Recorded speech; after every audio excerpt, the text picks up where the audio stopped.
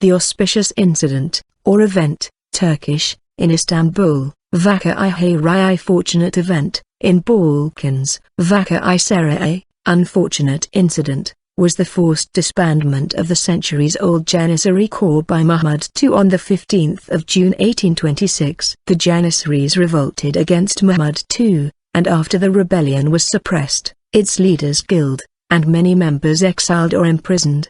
The Janissary Corps was disbanded and replaced with a more modern military force. Since the early 17th century, the Janissary Corps had ceased to function as an elite military unit. Many Janissaries were not soldiers and simply extorted money from the Turkish state and dictated its government, adding to the steady decline of the Ottoman Empire. Any sultan who attempted to modernize the Ottoman military structure and replace the Janissaries was either immediately killed or deposed. Over time it became clear that in order for the Ottoman Empire to compete with the military powers of Europe it needed to create a modern military and dismantle the Janissary. When Mahmud II began forming a new army and hiring European gunners, the Janissaries mutinied as usual and fought on the streets of the Ottoman capital. But the numerically superior Sipahis charged and forced them back into their barracks. Turkish historians claim that the counter-Janissary force, a force which was great in numbers, was dominated by local residents who had hated the Janissaries for years. Historians suggest that Mahmud II purposely incited the revolt,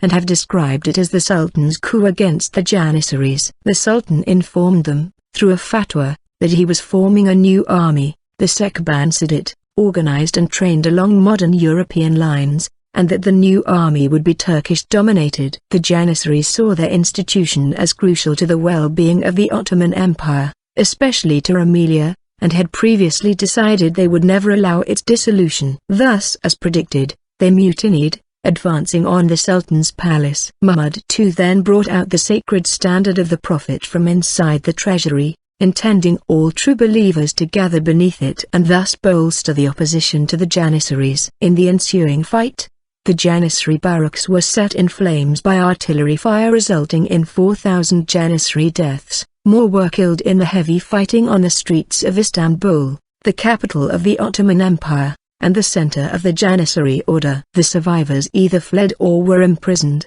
their possessions confiscated by the Sultan. By the end of 1826 the captured Janissaries, constituting the remainder of the force, were put to death by decapitation in the Thessaloniki fort that soon came to be called the Blood Tower, but which has been, since 1912, known as the White Tower. Roughly 100 other Janissaries fled to Sistan of Philoxenos, where many drowned. The Janissary leaders were executed and their possessions confiscated by the Sultan. The younger Janissaries were either exiled or imprisoned. Thousands of Janissaries had been killed, and thus the elite order came to its end. The Sufi order of the Bektashi Brotherhood, a core Janissary institution, was also disbanded, and its followers executed or exiled. A new modern corps, Asakir-i Muhammadiyah, the victorious soldiers of Muhammad, was established by Mahmud II to guard the Sultan and replace the Janissaries. Many ordinary Janissaries, especially in the provinces, began rogue revolts and demanded autonomy. Christians in the Balkans became very hostile to their Muslim convert neighbors and began to rally against the new Turkish armies sent from Constantinople. Citation needed. Some Janissaries survived by keeping a low profile and taking ordinary jobs. 1. Immediately following the destruction of the elite Janissary, Mahmud II ordered the court chronicler, Mehmet İsa'd Efendi, c. 1789–1848, to record the official version of events, Usai Zafer, Foundation of Victory, which was printed in Constantinople in 1828 and served as the main source for every other Ottoman account of this period. 8. The incident had a negative impact on the newly converted Muslims. Clarification needed, and their communities in the Balkans, who lost their privileges, as rebellions broke out across Rumelia, especially in Bosnia and Albania. Taking advantage of the temporary weakness in the military position of the Ottoman Empire following the Auspicious Incident, the Russian Empire forced the Ottomans to accept the Akerman Convention on 7 October 1826.